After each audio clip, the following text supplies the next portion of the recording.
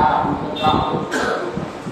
الحمد لله نحمده ونستعينه ونستغفره ونستبشره ونستهديه ونؤمن به ونتوكل عليه ونعوذ بالله من شرور أنفسنا ومن سيئات أعمالنا من يهده الله فلا مضل له ومن يضلل فلا هادي له وأشهد أن لا إله إلا الله وحده لا شريك له وأشهد أن محمدا عبده ورسوله وصفيه وخليله وحبيبه وأمينه بلغ الرسالة وأدى الأمانة ونصح الأمة وتركها على محجة بيضاء ليلها كنهارها لا يزيغ عنها إلا هالك وجاهد في الله حق جهاده حتى أتاه اليقين أوصيكم عباد الله ونفسي بتقوى الله فاتقوا الله عباد الله يرحمكم الله واعلموا أن خير الكلام كلام الله وخير الهدي هدي محمد صلى الله عليه وسلم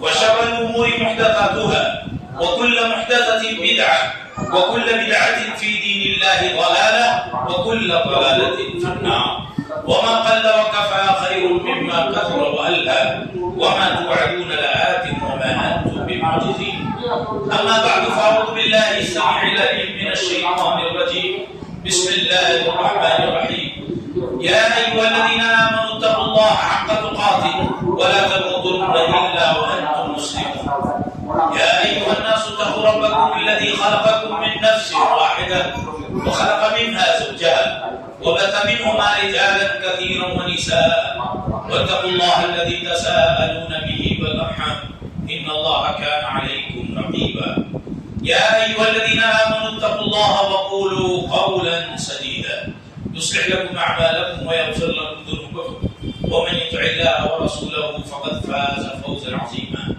وقال جل سبحانه أعوذ بالله من الشيطان الرجيم ومن آياته أن خلق لكم من أنفسكم أزواجا لتسكنوا إليها وجعل بينكم مودة ورحمة إن في ذلك لآيات لقوم يتفكرون وعن عبد الله بن مسعود رضي الله عنه قال قال رسول الله صلى الله عليه وسلم تنكح المرأة لأربع لمالها ولجمالها ولحسبها ولدينها فاظفر بذات الدين تربت يداك متفق عليه وعن ابي هريره رضي الله عنه ايضا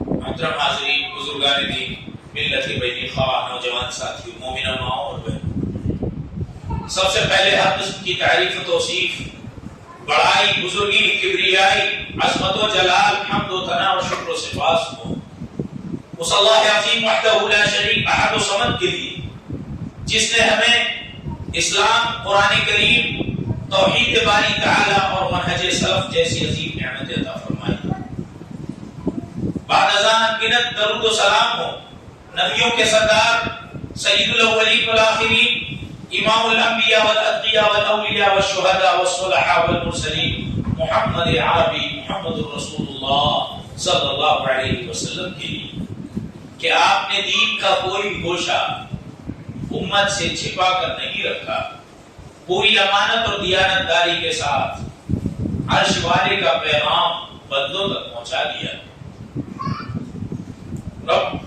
بڑا بخیل ہے وہ شخص محروم ہے جس کے سامنے نبی کائنات کا نام آئے اور اس کی زبان پر صلی اللہ علیہ وسلم جیسے مختصر کلمات بھی جاری نہ ہو سکے اللهم صل على محمد وعلى آل محمد كما صليت على إبراهيم وعلى آل إبراهيم إنك حميد مجيد اللهم بارك على محمد وعلى آل محمد كما باركت على إبراهيم وعلى آل إبراهيم إنك حميد مجيد تحمید و تسلیم اور حمد و صلاۃ کے بعد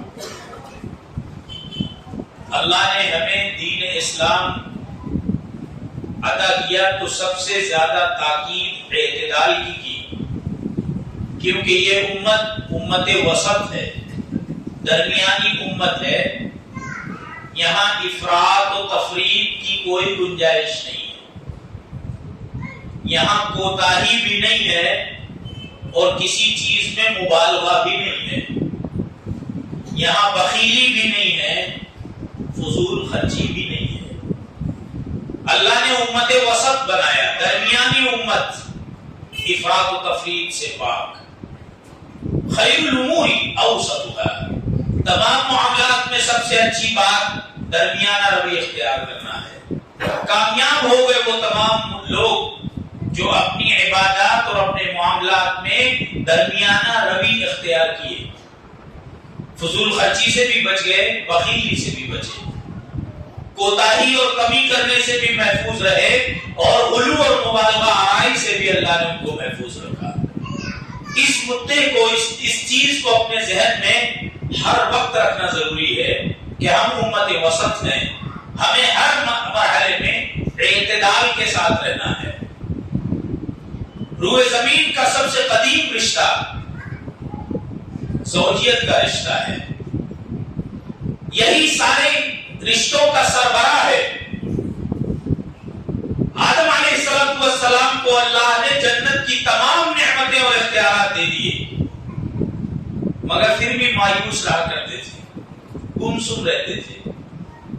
ظاہر ہے اللہ رب العالمین نے ہر انسان کے اندر شہوت کو ودیت کر دیا ہے، اور وہ اس کی روحانی خوراک ہے. جیسے جسم کی خوراک غذا ہے، ایسے ہی ہر جوڑے کی خوراک اس کا اپنا جوڑا ہے. اللہ رب العالمین نے جب آدم علیہ السلام کی یہ حالت دیکھی تو ان کی پسلی سے حوا کو پیدا کیا.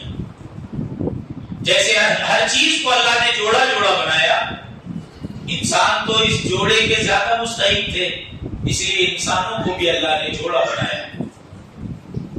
فرمایا اعوذ باللہ من الشیطان الرجیم ومن آیاتہ ان خلق لکم من انفسکم ازواجا لتسکنوا الیہا وجعل بینکم مودۃ ورحمۃ ان فی ذلک لآیات لقوم یتفکرون.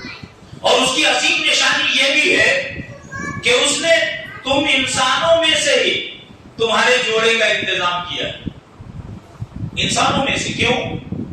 اگر یہ جوڑا جنوں میں سے ہوتا، بالفرض بیوی جنوں میں سے ہوتی، شوہر انسانوں میں سے ہوتا، تو مودت اور رحمت تو دور، دہشت اور وحشت اور خوف کا ماحول ہوتا.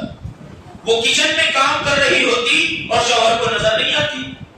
اور اگر شوہر جنوں میں سے ہوتا، بیوی انسانوں میں سے ہوتی، تو گھر کے کسی بھی سوراخ سے کہیں سے بھی گھر میں چلا آتا، اچانک پرکٹ ہو جاتا، اور بجائے مودت اور رحمت اور محبت کے وحشت، دہشت اور خوف کا عنصر ہوتا. مگر اس رشتے کی سکینت، اس کی تسکین، اس کا سکون زندگی اور اس رشتے میں اللہ کی جانب سے پیدا کی گئی مودت اور رحمت کا عالم یہ ہے کہ بوڑھا مرد، بوڑھی خاتون، اس کی بیوی، دونوں الگ الگ گھاٹ پر ہیں. یہ یہاں پر ہے، یہ اس کے سامنے ہے، دونوں کھانس رہے ہیں، دونوں کو ایک دوسرے سے کوئی فائدہ نہیں، دونوں مجبور ہیں. بس جیسے ہی صبح ہوتی ہے تو بڑی بھی اپنے بوڑھے شوہر کی طرف دیکھتی ہے، اور یہ بوڑھا شوہر اپنی بیوی کو دیکھتا ہے، اور یہ ایک دوسرے کو دیکھ کر ہی زندگی جی رہے ہیں. اکثر آپ نے سنا ہوگا دونوں اپنے اپنے پلنگ اور کھاٹ پر تھے، مگر جب ایک کی وفات ہوئی تو اس کے چند ہی عرصے کے بعد دوسرے کی بھی وفات ہوئی. یہ روحیں ایک دوسرے سے جڑی ہوئی ہیں. اللہ نے اس رشتے میں ایسی عجیب و غریب مودت و رحمت رکھا ہے کہ یہاں کوئی غرض نہیں ہے، یہاں کوئی مفاد وابستہ نہیں ہے. بوڑھے آدمی کے سرانے پر بیٹھ کر بوڑھی خاتون کو جو سکون ملتا ہے، باہر کی رنگین دنیا میں اسے وہ سکون مل سکتا. اللہ نے مودت و رحمت اس جوڑے میں رکھا ہے. تو دنیا کا سب سے قدیم رشتہ اور سب سے عجیب و غریب رشتہ کہ دو اجنبی جو کل تک ایک دوسرے کو دیکھ نہیں سکتے تھے، اب ایک کی خوشی دوسرے کی خوشی بن گئی، ایک کا غم دوسرے کا غم بن گیا. سارے رشتوں کی سرپرستی اسی کو حاصل ہے، کیونکہ دنیا میں جتنے رشتے پیدا ہوئے اسی رشتے کے بعد دنیا میں جنم لی. میرے بھائیوں، اس زوجیت کا مقصد کیا ہے میں نہیں کہتا. جناب رسول اللہ صلی اللہ علیہ وسلم نے نوجوانوں سے خطاب کرتے ہوئے فرمایا، یا معاشر الشباب من استطاع يريدكم الباء فليتزوج فإنه أغض للبصر وأحسن للفرج ومن لم يستطع فعليه بالصوم فإنه له وجاء. اے نوجوانوں کی جماعت، تم میں سے جو قوت باہ رکھتا ہے، جس کے اندر مردانگی ہے، جو شوہر بننے کی کا حوصلہ رکھتا ہے، اسے چاہیے کہ وہ رشتہ کر ہی لے. امر غائب کسے گا، یعنی اسے کرنا ہی ہے، بچنے کی کوئی گنجائش نہیں ہے. حکم الگ الگ ہے. علامہ ابن رشد رحمہ اللہ نے کہا جیسا انسان ویسا حکم. اگر ایک انسان کے اندر مردانگی نہیں ہے تو اس کے لیے الگ حکم ہے، اور ایک انسان کے اندر مردانگی ہے، اگر رشتہ نہ کرے تو گناہ کر سکتا ہے، تو اس کے لیے فرض واجب لازم ہے. اور اگر ایسا ہی ایک انسان ہے جو دینی کام میں اس قدر مصروف ہے کہ رشتہ اس کے لیے مصیبت اور وبال جان بن جائے گا، اور اسے ایک محدث سے پوری امت کا فائدہ ہے، تو اس کے لیے مباح ہے. کر لے تو اچھی بات ہے، نہیں کرے تو اس پر کوئی کفارہ نہیں ہے. حکم انسان کے حساب سے الگ ہے، مگر ایک عام حکم یہ ہے کہ تمام مردوں کو جناب رسول اللہ صلی اللہ علیہ وسلم نے بالخصوص نوجوانوں کو کہا تم میں سے جو قوت باہ رکھتا ہے اسے نکاح کر ہی لینا چاہیے. فَلْيَتَزَوَّجْ فَإِنَّهُ أَغَضُّ لِلْبَصَرِ وَأَحْسَنُ لِلْفَرْجِ. کیونکہ نکاح نگاہوں کو بست کرنے اور شرمگاہ کی حفاظت کرنے کا سب سے بڑا سبب اور ذریعہ ہے. اس سے بڑا کوئی ذریعہ نہیں جو انسان کو انسان بنائے، اس کو با اخلاق بنائے، اس کی نظروں کی حفاظت کرے اور اس کی شرمگاہ کی حفاظت کرے. اس سے بڑا اسی لیے جو لوگ بغیر شادی شدہ زنا کر لیں ان کی سزا تو کوڑوں میں رکھی گئی ہے، مگر جو شادی کرنے کے بعد زنا کریں ان کی سزا تو یہ ہے کہ انہیں رجم کر دیا جائے. کیوں؟ اس لیے کہ نکاح کر لینے کے بعد اب زنا کی کوئی گنجائش نہیں بچتی. اللہ نے تو یہ طہارت کے لیے سبب اور ذریعہ بنایا ہے، اسی لیے ان کی سزا بھی سخت ہے. فَلْيَتَزَوَّجْ فَإِنَّهُ أَغَضُّ لِلْبَصَرِ وَأَحْسَنُ لِلْفَرْجِ وَمَن لَّمْ يَسْتَطِعْ فَعَلَيْهِ بِالصَّوْمِ. اور اگر کسی کے پاس طاقت نہیں بھی ہے یا استطاعت نہیں بھی ہے تو اسے کم از کم روزہ، نفلی روزہ زیادہ سے زیادہ رکھنا چاہیے، کیونکہ اگر کبھی کوئی شہوت اس کو گناہ پر ابھارے گی تو یہ روزہ ہی ڈھال بن کر کھڑا ہو جائے گا. تقویٰ اصل مقصد ہے، سب سے بڑا مقصد نکاح کا مقصد تقویٰ ہے. بندے کے اندر تقویٰ آیا یا نہیں آیا. کوئی نکاح کر کے بھی اگر پرہیزگار نہیں بنا تو اسے دوسرا، تیسرا، چوتھا نکاح بھی کر لینا چاہیے. مثنى وثلاث ورباع. ہاں لیکن شرط یہ ہے فَإِنْ خِفْتُمْ أَلَّا تَعْدِلُوا فَوَاحِدَةً. تمہیں اگر انصاف کی طاقت نہیں ہے بیویوں میں تو اسلام سختی سے کہتا ہے کہ پھر ایک نکاح ہی ضروری ہے. جیسے اسلام نے 1 سے 4 کی اجازت دی، وہ دنیا کے سارے انسانوں کو یہ بات تو یاد ہے کہ اسلام 1 سے زیادہ نکاح کی تاکید کرتا ہے، مگر یہ کسی کو یاد نہیں کہ زناکاری اور بدکاری کی اسلام میں کوئی گنجائش نہیں ہے، کسی نکھیل کی اسلام میں کوئی گنجائش نہیں ہے، کہیں منہ مارنے کی اسلام میں کہیں کوئی گنجائش نہیں ہے، اور 4 کی اجازت بھی ہے تو حصول تقویٰ اور پرہیزگاری کے لیے ہے. لیکن وہ بھی مشروط ہے کہ اپنی تمام بیویوں کو برابر کا بیوی کا درجہ دے، ان کے ساتھ انصاف کرے، نا انصافی نہیں کرے. اور اگر نا انصافی کا خدشہ ہے فواحدۃ، تو ایک ہی ضروری ہے. کتنی صاف ستھری بات ہے. پرہیزگاری کے حصول کے لیے ایک نکاح کے بعد بھی اگر اس کو زنا کے اور گناہ کرنے کے خدشات ہیں تو 1 سے زیادہ 2، 3، 4 بھی نکاح کر سکتا ہے، مگر مقصد تقویٰ ہے. اسی وجہ سے نکاح کے لیے جو خطبہ اللہ کے نبی علیہ السلام نے پڑھا ان میں تینوں آیات عموماً تقوی کی تلقین کر دی ہے. یعنی پہلے ہی دن ایک ناکح کو اور منکوحہ کو یہ پیغام اور میسج دیا جاتا ہے کہ خبردار، نکاح تو کر رہے ہو مگر مقصد یاد رہنا چاہیے کہ مقصد پرہیزگاری ہے. نکاح کے بعد بھی اگر یہ مقصد تم کو حاصل نہیں ہوا تو تم ناکام ہو گئے. پہلے ہی دن تقوی کی تلقین کی گئی. دوسرا مقصد سکون زندگی ہے، لتسکنوا الیہا، تاکہ تم اپنے جوڑے سے سکون زندگی حاصل کر سکو.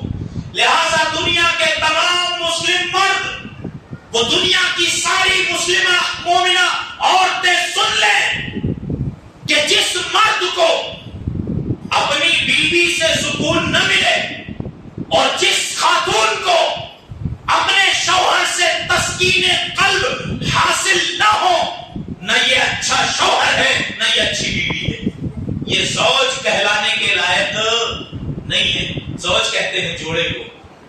جوڑے کا تصور یہ ہے کہ جیسے انسان کے دو پیر ہیں، ایک پیر کے بغیر انسان ادھورا ہے، دو پہیے کی گاڑی ہے، ایک پہیے کے بغیر دوسری گاڑی نہیں چل سکتی۔ زوجیت کا ایک تصور ہے۔ زوجیت کا ایک مقصد پردہ داری ہے۔ پردہ داری کیا ہے؟ فرمایا ہن لباس لکم وانتم لباس لہم، تم اپنے شوہروں کا پردہ ہو، تمہاری بیویاں لباس لکم تمہارے لیے پردہ ہے، وانتم لباس لہم اور تم ان کا پردہ ہو۔ پردے کا کام کیا ہے؟ لباس کا۔ تم ان کا لباس، وہ تمہارا لباس۔ لباس کا کام ہے پردہ داری، عیوب کو چھپانا۔ اسی وجہ سے قیامت کے دن سب سے سخت تکلیف اس انسان کو بھی دی جائے گی جو اپنی بیوی کے راز والی چیزوں کو اپنے دوستوں کے درمیان بیان کرے۔ ثم یفضی شرها یفضی الیہ حاجتہ ثم ینشئ سرها، اپنی ضرورت پوری کرتا ہے اور پھر جا کر کے اپنے دوستوں میں اس کا حسن بیان کرتا ہے۔ سب سے سخت ترین عذاب دیا جائے گا۔ تو بیوی شوہر کا، شوہر بیوی کا جوڑا ہے اور لباس ہے۔ لباس کا مقصد پردہ داری ہے، ایک دوسرے کی کمی، ایک دوسرے کے نقائص و عیوب کو چھپانا مقصد ہے۔ یہاں تو یہ ذرا سا ناراض ہو جاتا ہے تو اماں کو، ابا کو، سارے خاندان میں اپنی بیوی کی برائی بیان کرنے لگتا ہے، اس کی کمیاں بیان کرتا ہے۔ یہ ذرا سی ناراض ہو جاتی ہے تو سارا گھر میں، سارا خاندان سر پر اٹھا لیتی ہے اور سب کو اپنے شوہر کی برائی کرتی ہے۔ روئے زمین پر اس سے بدترین بھی کوئی عورت ہو سکتی ہے جو اپنے شوہر کے ذریعے 10 بچے پیدا کرے اور اسے گالی دے، اسے برا بھلا کہے، اس کی بے عزتی کرے۔ اس سے بدترین بھی کوئی خاتون ہو سکتی ہے جو اپنی ضرورت شوہر سے پوری کرنے کے بعد لوگوں کے بیچ میں اس کی برائی کرے۔ ارے یہاں تو حالت یہ ہے، اذا دعا الرجل امرأته الى الفراش، کوئی آدمی اپنی خاتون کو اپنی جسمانی ضرورت کے لیے بستر پر بلائے، فابت ان یاتیها، اور وہ انکار کر دے، ان تاتیہ، کہ وہ اس کے پاس نہیں آئے گی، منہ پھیر کر سو جائے، لعنت الملائکۃ حتی تصبح، تو صبح کے اجالے تک فرشتے ایسی عورت پر لعنت تعان کرتے رہیں گے۔ اس کی بات تو کتنی الگ ہے جو اپنے شوہر کی نافرمانی کرے اور شوہر کے بارے میں برا بھلا کہے۔ تو پردہ داری نہیں ہے تو رشتے میں کمزوری ہے، کہیں نہ کہیں کوئی کمی ہے۔ رشتہ وقت پر کیوں نہیں ہو رہا ہے؟ کیوں نوجوانوں کی ایک بڑی جماعت جوانی کے باوجود بھی رشتے سے قاصر ہے؟ اس کی کئی وجوہات ہیں۔ ایک سب سے بڑی رکاوٹ، سبب غربت و افلاس کو بنا لیا گیا ہے۔ غربت، غریبی، افلاس، مفلسی، یہ اسلام میں کسی بھی دو انسان کو جوڑا بننے سے روک سکتے۔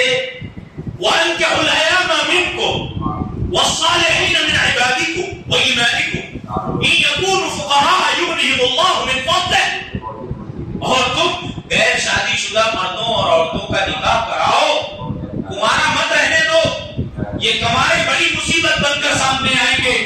حضرت عائشہ رضی اللہ عنہا جہاں کسی لڑکی پر نظر پڑتی فوراً رشتہ لگانے کی کوشش کرتی۔ صحابہ کرام اپنے معاشرے میں نوجوان لڑکوں کو کنوارا نہیں رہنے دیتے، رشتے جلدی کرو، جلدی کرو۔ وَأَنكِحُوا الْأَيَامَ مِنكُمْ وَالصَّالِحِينَ مِنْ عِبَادِكُمْ، اپنے اللہ کے بندے اور تمہارے ساتھیوں میں سے جو نیک نوجوان مرد خاتون ہے ان کا نکاح کرو۔ إِن يَكُونُوا فُقَرَاءَ، اگر وہ غریب ہوں گے، يُغْنِهِمُ اللَّهُ مِنْ فَضْلِهِ، تو اللہ ان کے لیے آسمان سے راستے کھولے گا اور اپنے فضل سے ان کو غنی کر دے گا، مالدار کر دے گا۔ مالداری کی امید فقر و مسکنت اور غربت و افلاس شادی میں رکاوٹ بن رکاوٹیں کیا ہے؟ مال کا حرص. کیسا کہ خود ماں باپ اس جستجو میں لگے ہیں کہ میں ایسی بہو لاؤں جو سونے اور چاندی کا چمچہ لے کر پیدا ہوئی تھی. امیر لڑکی کی تلاش میں جوان لڑکے کو 10-15 سال سے جوان چھوڑ کر رکھا ہے. ضد اور حق درمی میں نکاح نہیں کر رہا ہے. دوسرے تو چھوڑو, ماں باپ خود اس کا سبب بن رہے ہیں. امیر لڑکی ڈھونڈ رہے ہیں. اور بعض لوگ امیر لڑکا تلاش کر رہے ہیں.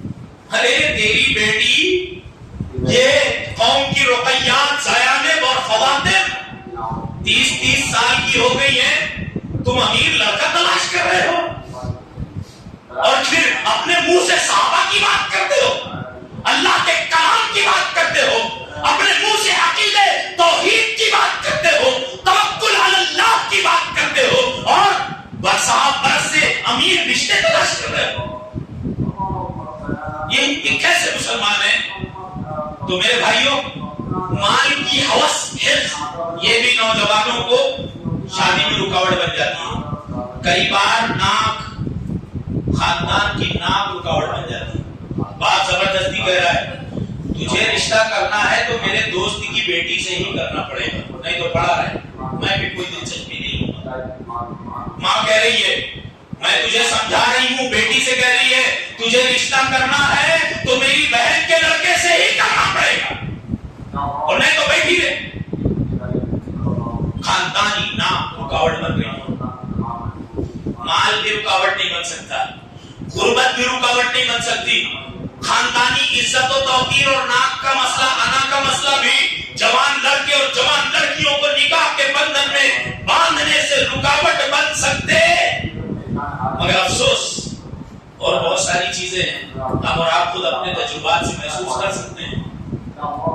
میرے بھائیوں, نکاح کے 3 مراحل ہمیشہ یاد رکھیں. نکاح کے 3 مراحل ہمیشہ یاد رکھیں. پہلا مرحلہ ہے انتخابی مرحلہ, اور سب سے اہم اہمیت کا حامل یہی انتخابی مرحلہ ہے. دوسرا مرحلہ نکاح کا مرحلہ ہے, اور تیسرا مرحلہ نباہ کا مرحلہ ہے. تینوں اپنی اپنی جگہ اہمیت کے حامل ہیں, مگر سب سے زیادہ اہمیت کا حامل انتخابی مرحلہ ہے. جذبات میں ایموشنل ہونے کے ساتھ نکاح نہیں کیے جاتے, نکاح سنجیدگی سے طے کیے جاتے ہیں.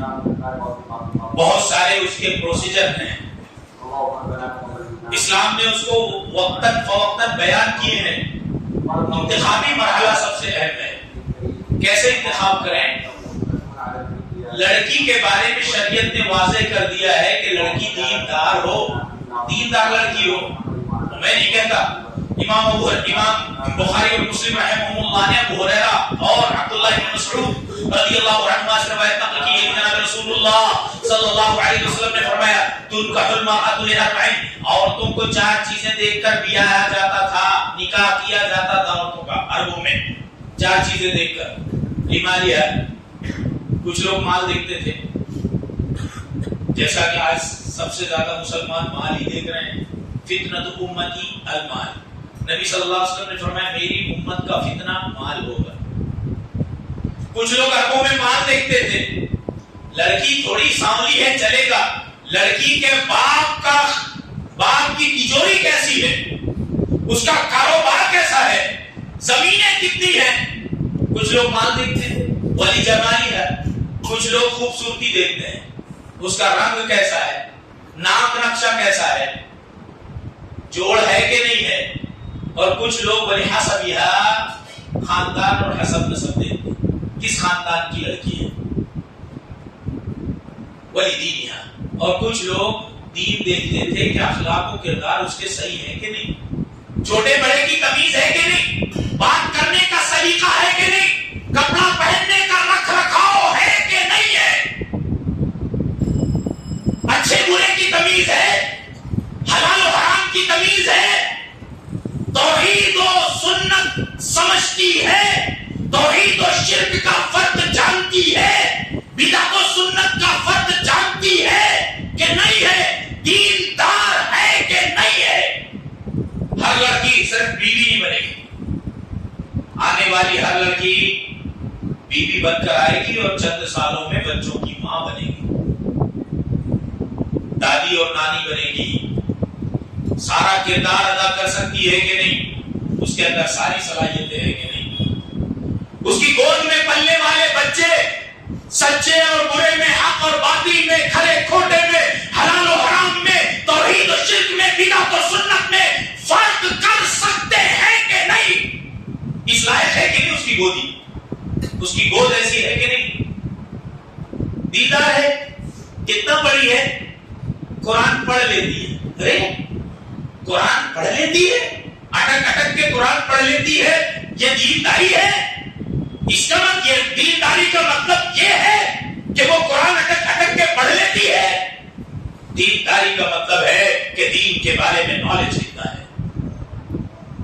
الدنیا کلها متاع وخیر متاع الدنیا المرأة الصالحة، دنیا پوری کی پوری فائدے کی چیز ہے، اور دنیا کا سب سے بڑا فائدہ نیک صالح بیوی ہے، جو خود فجر پڑھے اور فجر میں اپنے شوہر کو اٹھائے، خود حرام سے بچے اور اپنے شوہر کو سود رشوت کا کوئی کاروبار کرنے نہ دے، خود جنت میں جائے اور اپنے ساتھ ساتھ اپنے بچوں کو بھی جنت میں لے جائے۔ بیان کیا جاتا ہے کہ ایک بیوی اپنے شوہر کو حرام مال سے منع کر رہی تھی اور شوہر مجبور کر رہا تھا، تو بیوی نے کہا مجھے طلاق دے دو، اپنا معاملہ جب نہیں پائے گا، طلاق دے دیا، اور یہ سود میں لگا رہا، رشوت میں لگا رہا، ماں باپ کے ساتھ بدسلوکی کرتا رہا، بیوی نے اپنا راستہ الگ کر لیا، اس کے 4-5 بیٹے ہوئے جوان، اور حالت ایسی آ گئی کہ ایک زمانے میں جب وہ عمرہ کرنے اپنے بیٹوں کے ساتھ عمرہ یا حج کرنے جا رہی تھی، بیٹے اس کو اپنے کندھوں پر اٹھا کر لے جا رہے تھے، تو اس کی نظر ایک فقیر پر پڑی جس کو پہننے کو کپڑے نہیں تھے، کھانے کو اناج نہیں تھے، کہا کہ جاؤ اس بزرگ کی مدد کرو، دیکھو کون ہے، مسلمان ہی تو لگتا ہے، گئے اس کی مدد کی، جب عورت نے دیکھا تو دنگ رہ گئی کہ یہ وہی آدمی ہے جو اپنی ماں سے بدسلوکی کرتا تھا اور حرام کاروبار میں ملوث تھا، اچھا ہوا میں نے اس سے مولا لے لیا تھا۔ رشتہ ہوگا تو توحید کی بنیاد پر ہوگا، وَلَا تُنكِحُوا الْمُشْرِكِينَ حَتَّى يُؤْمِنُوا، اللہ نے کہا تم مشرک مردوں سے نکاح مت کرو اپنی بچیوں کا جب تک کہ وہ مومن نہیں ہو جاتے، وَلَا تُنكِحُوا الْمُشْرِكَاتِ حَتَّى يُؤْمِنَّ، اور مشرکہ عورتوں سے بھی نکاح مت کرو اپنے بچوں کا جب تک کہ وہ مومنہ نہ ہو جائیں، پہلے ایمان میں آ جائے بعد میں نکاح۔ یہاں کیا کافر کہا؟ نہیں، مشرک کہا، اور مشرک دنیا کے کسی بھی چیز کا شرک کرتا ہو جو اللہ کے لیے عظمت کی چیزیں خاص ہیں، اگر وہ اوثان و اصنام کے سامنے کرے تب بھی مشرک ہے، اگر وہ کسی درخت کے سامنے کرے وہی ساری چیزیں جو اللہ کے ساتھ خاص ہے تب بھی مشرک ہے، اگر وہ کسی زندہ یا مردہ اولیاء کے ساتھ کرے تب بھی وہ مشرک ہے۔ اللہ نے کہا وَلَا تَنكِحُوا الْمُشْرِكَاتِ حَتَّى يُؤْمِنَّ، شادی ہوتے ہی وہ غیر اللہ کے دربار میں لے جائے گا، آپ کی بیٹی کو غیر اللہ کے دربار میں لے کر جائے گا، سجدہ بھی کروا سکتا ہے، جب تک مومن نہیں ہو جاتے نکاح کی گنجائش نہیں۔ تو نکاح میں سب سے بڑی اور اہم ضرورت دینداری۔ دینداری کا مطلب صرف یہ نہیں ہے کہ وہ قرآن پڑھ لیتی ہے، دینداری کا مطلب ہے قرآن میں جو لکھا ہے اس کو سمجھ بھی سکتی ہے کہ نہیں، شرک اور توحید کا فرق جانتی ہے کہ نہیں۔ لڑکوں کے بارے میں لڑکی کے گھر والوں سے بھی کہا گیا، میں نہیں کہتا، امام احمد بن حنبل اور دیگر محدثین نے ابو ہریرہ رضی اللہ عنہ سے روایت نقل کی، شیخ البانی نے بعض روایتوں کی تصحیح کی ہے، اور ابن ماجہ رحمہ اللہ نے جو روایت نقل کی ہے وہ روایت ضعیف ہے مگر دوسری سندیں صحیح ہیں۔ رسول حبیب صلی اللہ علیہ وسلم نے فرمایا اذا اتاکم من ترضون دینہ وخلقہ فزوجوہ وإلا تكن فتنة في الأرض وفساد عظيم، جب تمہارے پاس کسی ایسے جوان کا پیغام آئے کیسا کہ لڑکا دیندار ہے، صاحب اخلاق ہے، دو چیزیں، دیندار صاحب اخلاق، دینداری عقائد کے اعتبار سے، عبادات کے اعتبار سے، اور صاحب اخلاق معاملات اور سلوک کے اعتبار سے، یعنی عبادات و عقائد میں بھی اچھا ہے اور معاملات میں بھی صاف ستھرا ہے۔ اذا اتاکم من ترضون دینہ وخلقہ، جس کے دین اور اخلاق کو تم پسند کرتے ہو، فزوجو، تو اپنی بچیوں کو، بھتیجیوں کو فوراً دے دو.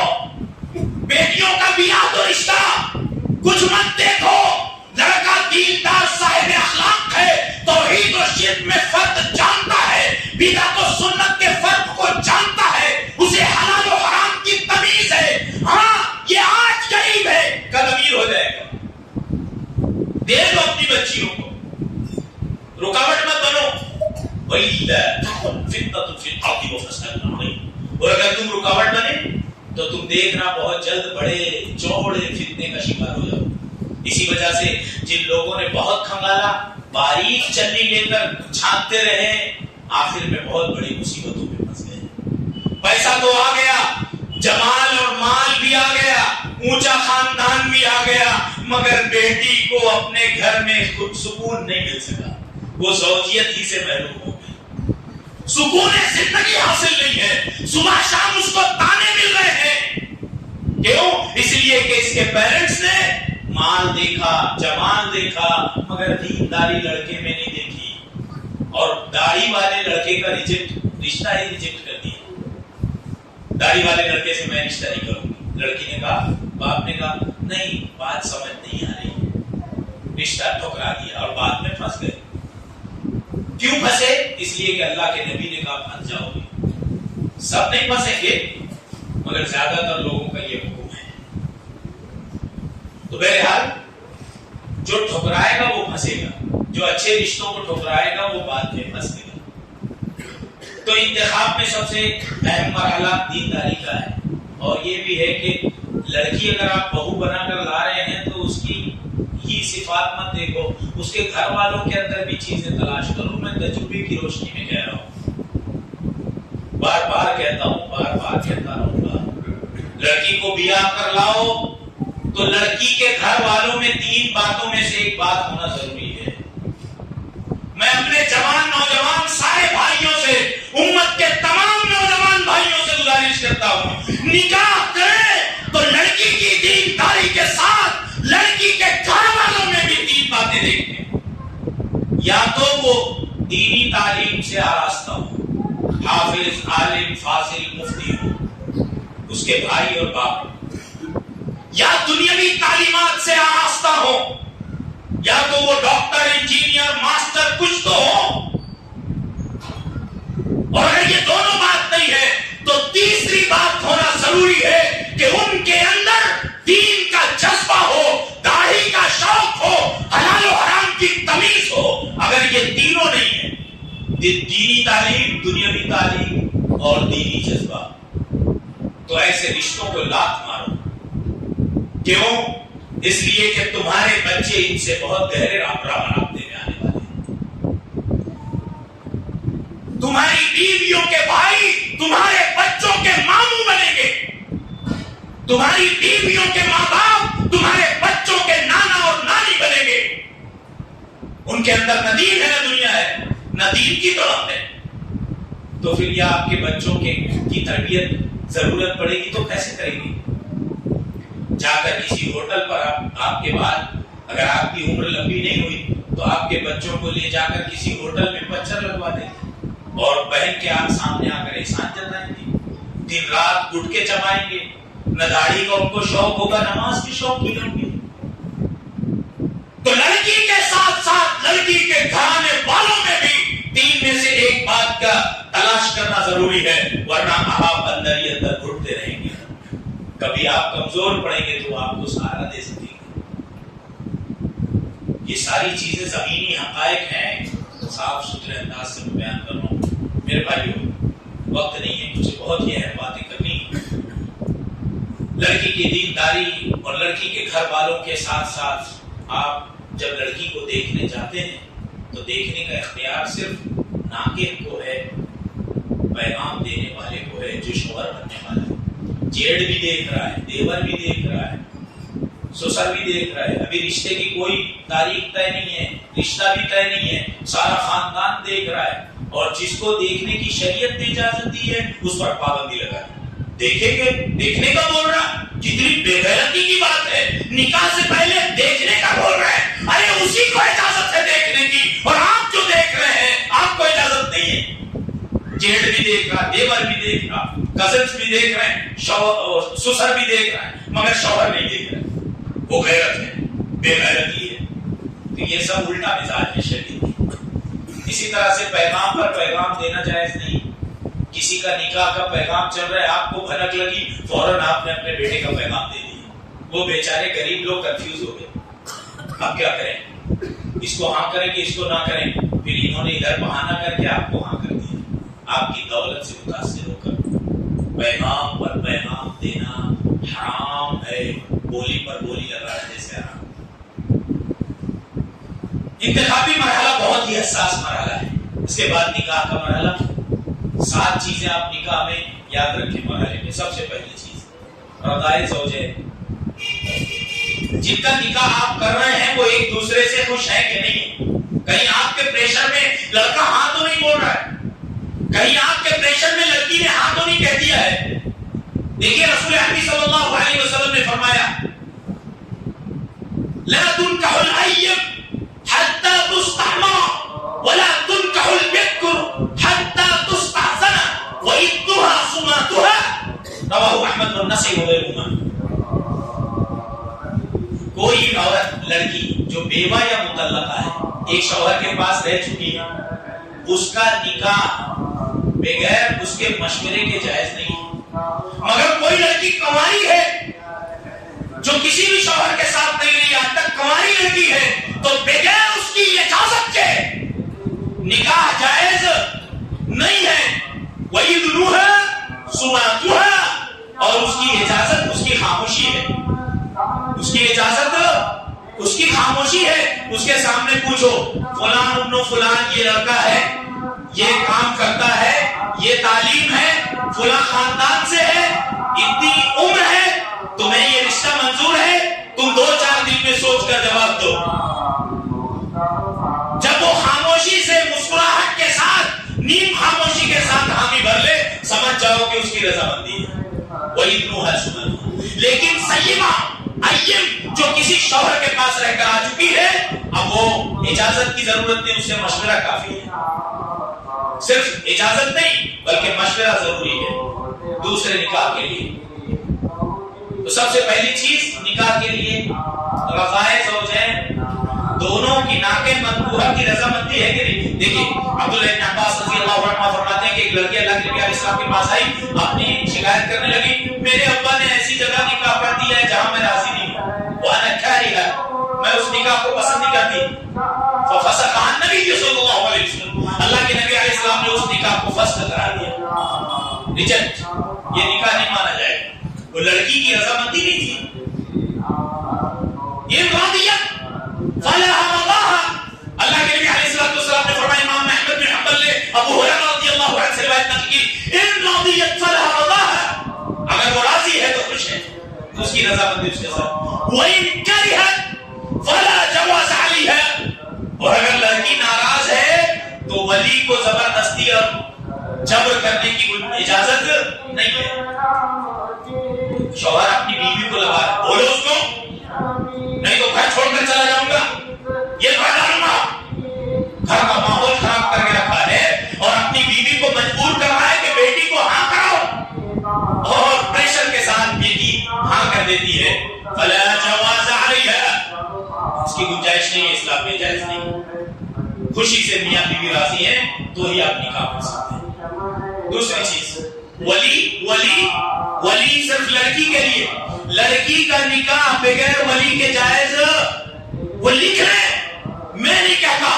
इमाम अहमद बिन हंबल, इमाम मुस्लिम और दीगर मुहद्दिसीन ने हजरत आयशा रज़ियल्लाहु अन्हा से और अबू हुरैरा रज़ियल्लाहु अन्हु से और सहाबे कराम से मुख्तलिफ अल्फाज के साथ रिवायत यूं नकल की है, अय्युमा इम्राअतिन नकहत बिगैरि इद्न वलियहा फनिकाहुहा बातिल फनिकाहुहा बातिल फनिकाहुहा बातिल फइन दखल बिहा फलहा अलमहर बिमा इस्तहल्ल मिन फर्जिहा फइन इश्तजरू फसुल्तान वलिय्यु मन ला वलिय लह। नबी अलैहि सलाम ने फरमाया, जो कोई औरत अपने वली सरपरस्त की इजाजत के बगैर निकाह करे, उसका निकाह बातिल है, बातिल है, बातिल है। कौन कह रहा है? मुफ्तियों के मुफ्ती, इमामों के इमाम, नबियों के इमाम, अव्वलीन व आखिरीन के इमाम मोहम्मद अरबी محمد رسول اللہ صلی اللہ علیہ وسلم. لڑکی اگر اپنے ولی کی اجازت کے بغیر، ولی کون ہے؟ باپ کے ہوتے ہوئے کوئی ولی بن سکتا؟ شرط یہ ہے کہ باپ کافر نہ ہو، شرابی نہ ہو، پاگل اور مجنون نہ ہو، تو باپ کے ہوتے ہوئے کوئی ولی نہیں بن سکتا. ابا ہے لیکن ابا کو کنارے رکھ کے دادا اور چچا ماموں ایڈوانس کر رہے ہیں، اس سے پوچھ ہی نہیں رہے. ہاں ہم لوگ ہیں نا، بڑے موجود ہیں، خاندان کے بڑے لڑکی کے ولی نہیں ہیں. لڑکی کا ولی اس کا باپ ہے. باپ سے زیادہ خیر خواہ بیٹی کے لیے کوئی ہو سکتا؟ وہ باپ اگر نہیں ہے، کافر ہے، شرابی ہے، مجنون ہے، پاگل ہے، تو پھر ایسی صورت میں اس کا دادا ولی ہوگا. وہ دادا بھی نہیں ہے تو اس کا سگا بھائی اگر بالغ ہے تو ولی ہوگا. سگا بھائی بھی نہیں ہے تو اس کے باپ کا بھائی چچا ولی ہوگا. وہ چچا بھی نہیں ہے تو اس کی ماں کا بھائی ماموں ولی ہوگا. وہ چچا ماموں بھی نہیں ہے تو چچا ماموں کے بیٹے اس کے ولی ہوں گے. وہ ایسی لڑکی ہے، لاوارث ہے، اس کا کوئی ولی نہیں ہے. تو نبی علیہ السلام نے فرمایا فَإِنِ اسْتَجَرُوا فَالسُّلْطَانُ وَلِيٌّ مَّن لَّا وَلِيَّ لَهُ. اور جس کا کوئی ولی نہیں، حاکم وقت مسلمانوں کا خلیفہ اس کا ولی ہوگا. خلافت کا دور نہیں ہے تو مسلمانوں کا قاضی شہر اس کا ولی بن جائے گا. کچھ بچا، ساری باتیں کلیئر ہیں. وکیل بنا دیا. وکیل، باپ پیچھے بیٹھا ہے، وہ وکیل آگے آگے دوڑ بھاگ کر رہا ہے. وہ سن لو، ولی اگر ہے تو وکیل کی کوئی ضرورت نہیں. ولی تو زندہ ہے. وکیل کس کو کہتے ہیں؟ ولی بیچارہ بستر پر ہے، وہاں سے اٹھ نہیں سکتا، پیشاب کی نلی لگی ہے، انجیکشن صبح شام لگائے جا رہے ہیں، تو اب وہ اپنے خاندان میں سے کسی آدمی کو معتبر سمجھتا ہے. لڑکی کے جو محرم ہے اس کو بلائے اور کہے کہ میں تمہیں یہ ذمہ داری دیتا ہوں، مجلس میں جاؤ، تم وکیل بن جاؤ. ولی نہ ہو تو وکیل کا کانسیپٹ ہے. وہ ولی بیٹھا ہے، وکیل آگے آگے چل رہا ہے. وہ وکیل ولی کی عدم موجودگی میں ولی کی اجازت کے بعد کوئی کام کرے گا. اور ولی کے بعد تیسری چیز، میاں بیوی کی رضامندی. لڑکا لڑکی راضی ہے کہ نہیں ہے، لہذا ان کی اجازت کے بغیر نکاح نہیں. ولی کی اجازت، ولی اگر راضی نہیں ہے لڑکی کا باپ تو گھر سے بھاگ کر نکاح کر لیا، کورٹ میرج کر لی، خفیہ میرج کر لیا، اور اس کے بعد میں 2-4 مہینے باپ سے دور رہنے کے بعد فون پر اس کو سمجھا رہے ہیں، خاندان کے 10 لوگ آ کے سمجھا رہے ہیں بھیا معاف کر دو. وہ کر مرتا کیا نہ کرتا، اب اپنی بیٹی سے زندگی بھر کے لیے محروم ہو جاؤں گا. لاؤ ایسا کرتے ہیں، چلو کوئی بات نہیں، میں نے معاف کر دیا. اب داماد ٹھاٹ سے آتا ہے، وہ میں نے بڑا تیر مار لیا ہے، تیری بیٹی کو تیری مرضی کے بغیر تیرے گھر سے اٹھا کر لے گیا، اور 6 مہینے کے بعد ٹھاٹ باٹ سے آتا ہے. یہ بھی نکاح باطل ہے. باطل باطل باطل. اس لیے کہ باپ نکاح کے وقت راضی نہیں تھا، اس کو زبردستی ایموشنل کیا گیا، اس کو جذباتی کیا گیا، اس کو جبر و کراہت کے ساتھ اس کی رضامندی حاصل کی گئی. اسلام اس کا نام نہیں ہے. تو ولی کی اجازت شرط ہے، ہر لڑکی سن لے. وہ تیسری چیز، 2 گواہ. لا نکاح الا بولی وشاہد عدل. نکاح جائز نہیں ہے بغیر ولی اور 2 گواہ کے. 2 گواہ شاہد عدل، جو سماج میں خاندان میں سب سے بوڑھے ہیں ان کو گواہ بنا لیا. بڑھاپا دلیل نہیں ہے گواہ بننے کے لیے کہ جو سب سے زیادہ بوڑھا ہے اس کو ولی گواہ بنا لے. نہیں، شاہد عدل، جو انصاف پسند ہے اس کو گواہ بنایا جائے گا، بھلے وہ نوجوان ہی کیوں نہیں. جو حالات دیکھ کر جھکاؤ رکھتا ہے، مالدار کی سائڈ لیتا ہے، وقت پڑنے پر جب تنازع ہوگا تو جو اونچی پارٹی ہے اس کی طرف جھکاؤ رکھے گا، ایسے بے ایمان، ایسے ناانصاف آدمی کو گواہ نہیں بنایا جا سکتا. گواہ اس کو بنایا جائے گا جو دونوں کو ایک نظر سے دیکھے گا، انصاف پر ڈٹا رہے گا. شاہد عادل. پھر اس کے بعد نکاح میں خطبہ نکاح ہے، مہر طے کرنا ہے. وَآتُوا النِّسَاءَ صَدُقَاتِهِنَّ نِحْلَةً. اپنی بیویوں کو دل کی خوشی سے مہر طے کر دو. مہر بھی رفتہ رفتہ باندھ دی جاتی ہے. مہر ایک معجل واو کے ساتھ بعد میں دیں گے. کتنی مہر؟ 25,000. کیسے؟ ادھار. ارے اور پھر رشتہ کرنے کے بعد دولہا اس کو رجھا رہا ہے، تم کیا میرے لیے میری مہر تک نہیں معاف کر سکتی ہو؟ وہ بیچاری مرتی کیا نہ کرتی، ارے آپ کے لیے تو دل و جان حاضر ہے، مہر کیا چیز ہے، مہر معاف کرا لیا۔ بعض جگہوں میں ایسا ہو رہا ہے، ادھر روح قبض نہیں ہو رہی ہے بوڑھے کی، تو جا کر خواتین بوڑھی عورت سے کہہ رہی اماں، ارے جس کو سمجھ ہی نہیں رہا ہے کیا آپ کہہ رہے ہیں، اس کے آنکھ کے آگے دھندلاہٹ ہے، اس سے کہہ رہے اماں مہر معاف کر دو، روح قبض نہیں ہو رہی ہے، تو وہ کہتی ہے اشارے سے معاف کر دی میں، 60 سال ساتھ میں رہ کر، 40 سال ساتھ میں رہ کر مہر دینے کی توفیق نہیں ہوئی، تو ایسے 25-40 ہزار مہر کی ضرورت نہیں ہے، چند روپے ہوں نقد ہو، رضامندی ہو جائے مہر میں نکاح کر، زیادہ دینا ہے اللہ نے آپ کو زیادہ دیا ہے تو زیادہ دے، مگر دے اس میں نہ دینے کی گنجائش نہ رکھے، اور اگر کسی کا کوئی اتنا غریب ہے تو قرآن کی کچھ صورتیں ہی یاد کروا دے، اس کا جو معاوضہ بنے گا، اللہ کے نبی علیہ السلام نے ایک صحابی سکھا، انی زوجتکا بما معک من القرآن، قرآن جو تم اس بیوی کو سکھاؤ گے، اس عورت کو 20 آیات، تو میں اسی کے بدلے تمہارا نکاح کر رہا ہوں۔ وہ جو چھپے چھپے مفتیان ہیں جو کہتے ہیں علماء کی تنخواہ غلط ہے، ان کا پیسہ لینا حرام ہے، ان کو باہر نکالو، بلوں سے باہر نکلو اور آ کر سامنا کرو، باتیں کرو، بات کر کے مسائل حل کرو، صرف نیچے سے پیچھے سے بن مت کرتے رہو، امت میں انتشار مت پیدا کرو۔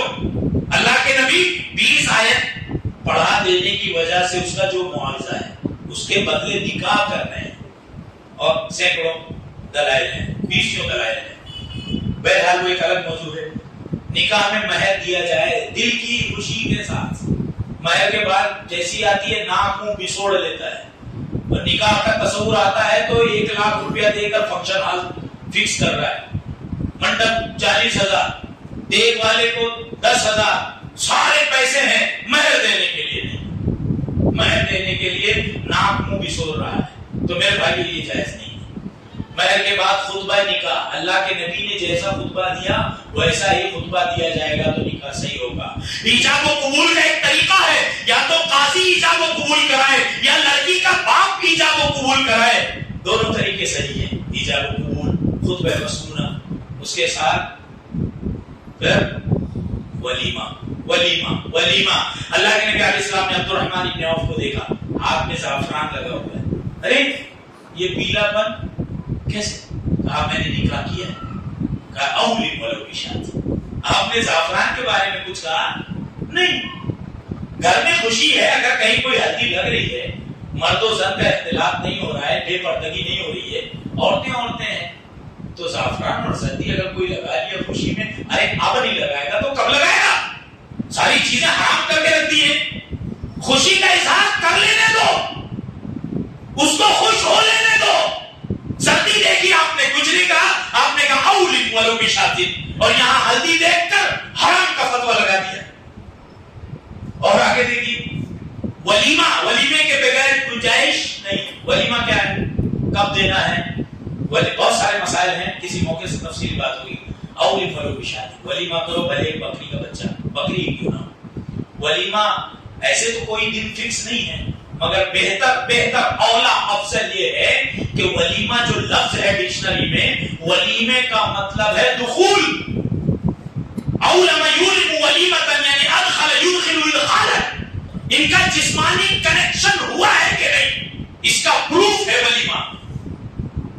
اب آپ ضد کریں گے نہیں میں آج نکاح کروں گا، آج ہی ولیمہ دوں گا، کریں ضد، مگر اصول یہ ہے، بہتر اولا افضل یہ ہے کہ جب آپ ولیمہ کھلائیں دنیا کو پتہ چل جائے کہ لڑکا لڑکی ایک دوسرے کے رشتے بنے، ورنہ لڑکیوں کو شرمگاہ کی جگہ قرن نام کی سینگ کو کہتے ہیں، اس نام کی ہزاروں میں کوئی ایک لڑکی ہوتی ہے جس کو بیماری لاحق ہوتی ہے، ان سے صحبت اور جمع نہیں کیا جا سکتا۔ ولیمے کی یہ حکمت ہے۔ ہاں اگر کوئی مسافر ہے، مجبور ہے، کہیں سے آ رہا ہے، کہیں کو جا رہا ہے، چند گھنٹوں کے لیے مالیگاؤں میں اس نے قیام کیا، اب اگر کوئی لڑکی سے رشتہ طے ہو گیا تو اس کے لیے اتنی گنجائش ہے کہ نکاح کے بعد لڑکی کا ہاتھ سے ہاتھ ملا لے، ہاتھ سے ہاتھ ٹچ کر لے، اور مجبور ہے بیچارہ مسافر ہے تو جاتے جانے سے پہلے ولیمہ کر دے، لیکن اگر مجبوری نہیں ہے، سفر نہیں ہے، تو نکاح کے میاں بیوی کے جمع، نکاح کا کیا مطلب ہے؟ نکاح کا مطلب بھی جمع ہے۔ جب جمع ہو جائے تب دنیا کو بتاؤ کہ ہم ایک دوسرے کے لیے سوٹیبل ہیں، خوش ہیں، یہ ولیمہ ہے ہماری طرف سے، ولیمہ کریں۔ شر الطعام طعام الولیمہ یدعى لها الاغنیاء ویترک بها الفقراء۔ سب سے بدترین وہ ولیمہ ہے جس میں بڑوں کو بلا لیا گیا، امیروں کو، غریبوں کو چھوڑ دیا گیا۔ بیچارہ پڑوسی انتظار میں ہے، فلاں کی بیٹے کی شادی ہے، ہم کو دعوت آئے گی، کویت سے، دبئی سے، دلی سے مہمان چلے آ رہے ہیں اور پڑوسی کو دعوت نہیں دیا۔ شر الطعام طعام الولیمہ یدعى لها الاغنیاء ویترک بها الفقراء۔ بدترین ولیمہ جس میں امیروں کو تو بلا لیا گیا، بیچارہ غریب خاندان کا مارا انتظار میں ہی رہ گیا، مجھے دعوت دی تھی۔ شر الطعام طعام الولیمہ، شر الطعام۔ اور میں ایک بات اور، اذا دعی احدکم الى الولیمہ فلیأتها۔ اللہ کے نبی علیہ السلام نے کہا تم میں سے کسی کو ولیمے کی دعوت دی جائے تو دعوت قبول کرے۔ اسی طرح سے اعلان اعلان اعلان اعلان یعنی بتا دو۔ اللہ کے نبی علیہ السلام نے فرمایا اعلنوا النکاح، نکاح کا اعلان کرو۔ اب تو بہت سارے اسباب ہیں، واٹس ایپ، بہت سارے ذرائع ہیں اعلان کے۔ روکا ہے، ایک روکا 10 روپے میں بھی چھپتا ہے، اور ایک روپیہ 50، ایک روکا 60 روپے، 100 روپے، 150 میں بھی چھپتا ہے۔ تو آپ کی مرضی ہے، آپ کیا کر سکتے ہیں، لیکن اسلام اعتدال کا نام ہے، اسلام اعتدال کا نام ہے۔ اعلان کے بارے میں آخر میں معذرت کے ساتھ ایک دو بات عرض کروں۔ اعلان کے بارے میں کیا نظریہ ہے؟ دف، عربوں میں دف بجایا جاتا تھا۔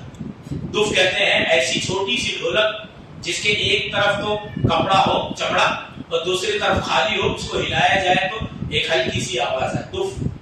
اور ایک طبلہ تھا جس کے ایک طرف چمڑا ہوتا تھا، ایک طرف خالی، زمین پہ رکھ کے اس کو ڈف ڈف ڈف بجایا جاتا۔ دیکھو اللہ کے نبی علیہ السلام سو رہے ہیں، اچانک زور سے آواز آ رہی ہے، آواز آ رہی ہے۔ امام احمد بن حنبل اور دیگر محدثین نے نقل کیا اللہ کے نبی گھر سے نکلے، کیسی آواز ہے؟ زوج حبار ابنتہ، اے اللہ کے رسول، حبار ابن اسود نے اپنی بیٹی کا نکاح کیا ہے۔ ہمارا نظریہ اور اللہ کے نبی کا نظریہ دیکھیے، میں نے زعفران کی مثال دی۔ اب یہ حبار نے اپنی بیٹی کا نکاح کیا، صحابہ نے کہا، تو آپ نے کیا کہا؟ بالکل کچھ چلے گا نہیں، آپ نے کہا اشید النکاح، اشید النکاح، اشید النکاح، هذا نکاح لا صفا۔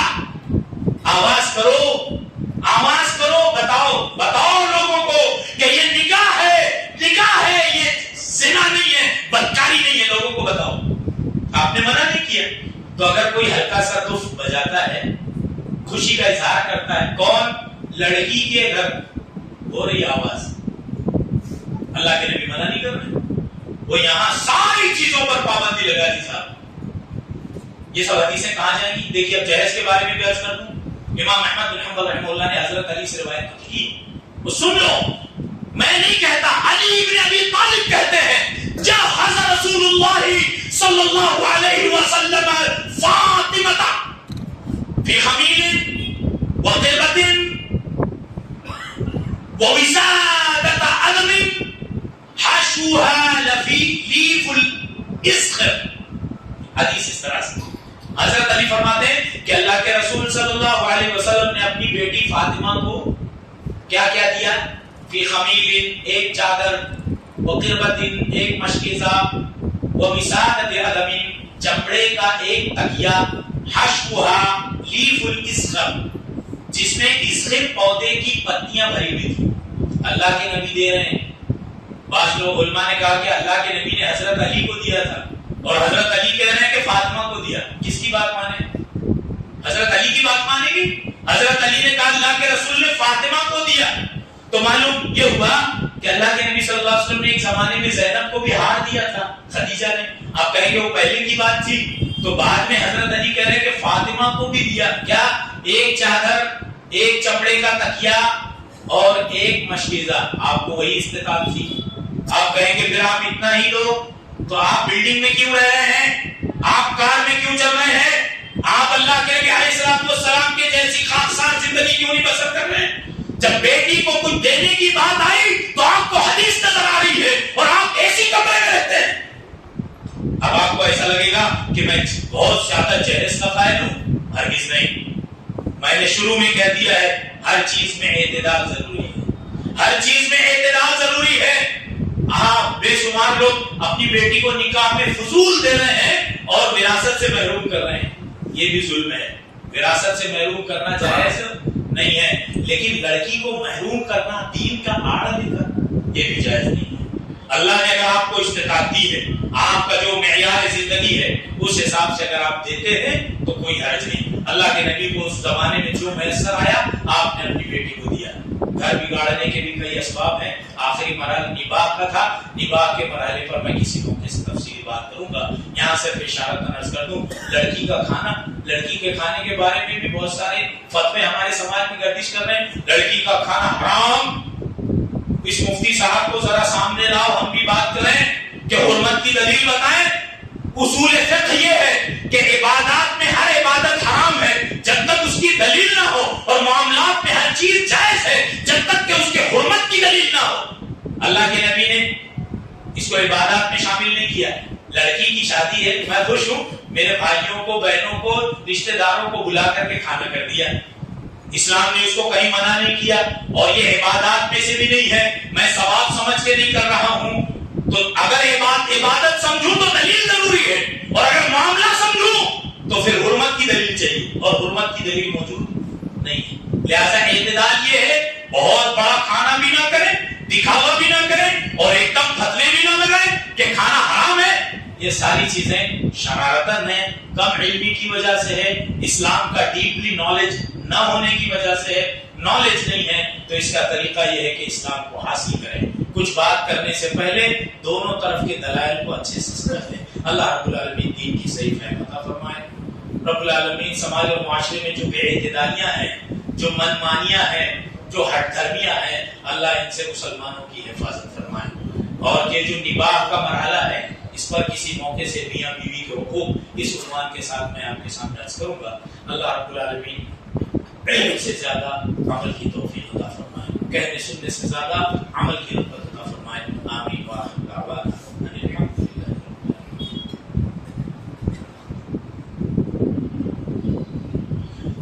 الحمد لله على إحسانه والشكر له على توفيقه وامتنانه, وأشهد أن لا إله إلا الله وحده لا شريك له تعظيما لشأنه, وأشهد أن محمدا عبده ورسوله الداعي إلى رضوانه, وسلم عليه وعلى آله وأصحابه وأزواجه وذرياته وأتباعه.